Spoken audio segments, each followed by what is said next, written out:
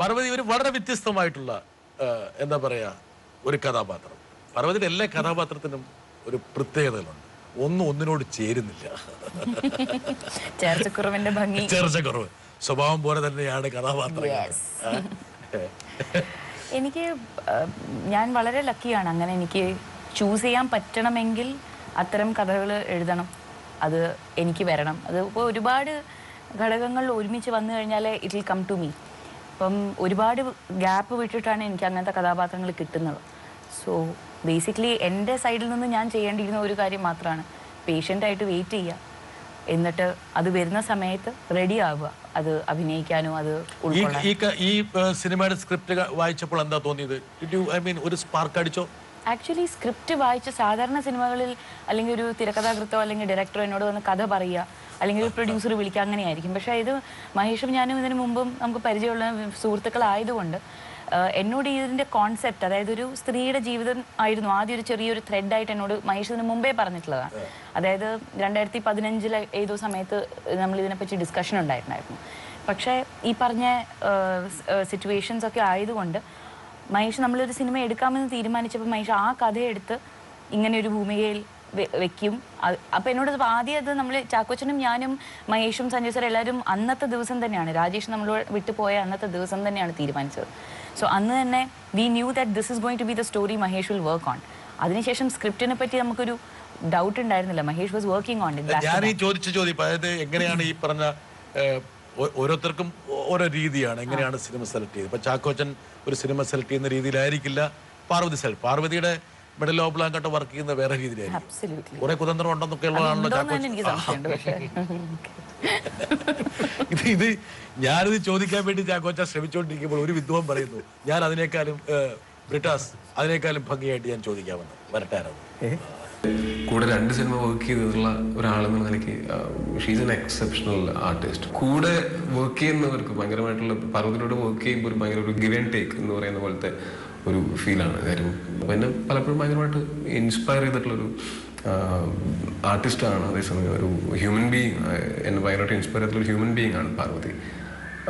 പാർവതിയോട് എനിക്ക് ചോദിക്കാനുള്ളൊരു ചോദ്യം, പാർവതിയുടെ സിനിമകൾ സെലക്ട് ചെയ്യാനുള്ള അല്ലെങ്കിൽ ക്യാരക്ടേഴ്സ് സെലക്ട് ചെയ്യാനുള്ള ഒരു ക്രൈറ്റീരിയ എന്താണ്? അതായത് ആസ് എൻ ആർട്ടിസ്റ്റ് എനിക്കറിയാം പാർവതി, അപ്പം ഞാൻ ഈ ചോദിക്കുന്ന ഒരു ചോദ്യം ഒരുപക്ഷെ പ്രേക്ഷകർക്ക് വേണ്ടിയിട്ടാണ് ഞാൻ ഈ ചോദ്യം ചോദിക്കുന്നത്. ടോവിനോ, പാർവതിയുടെ ഇങ്ങനെയുള്ള എല്ലാ കാര്യങ്ങളും അറിയാവുന്ന 2 സിനിമ ഒരുമിച്ച് അഭിനയിച്ച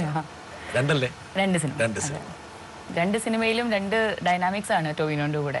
ഒന്നിൽ എന്നെ ഒത്തിരി സ്നേഹിച്ച്, അതായത് എൻ്റെ കഥാപാത്രത്തെ കാഞ്ചനമാല ഒത്തിരി സ്നേഹിച്ച് അപ്പുവേട്ടനായിട്ടും, വേറൊന്നിൽ എൻ്റെ ബ്രദറായിട്ടാണ് അഭിനയിച്ചിട്ടുള്ളത്. സോ ഗുണം എന്ന് വെച്ച് കഴിഞ്ഞാൽ ഇപ്പോൾ ചാർലി എന്ന് പറഞ്ഞ പടത്തിലൊക്കെ ഒരു ടൊവിനോയെ കുറിച്ച് പറയുകയാണെങ്കിൽ, ടൊവിനോ സെറ്റിൽ വന്നു കഴിഞ്ഞാൽ ഞാനും ടൊവിനോയും കൂടെ സ്ക്രിപ്റ്റിൽ ഇല്ലാത്ത പല സിറ്റുവേഷൻസ് നമ്മൾ വെറുതെ സംസാരിക്കും.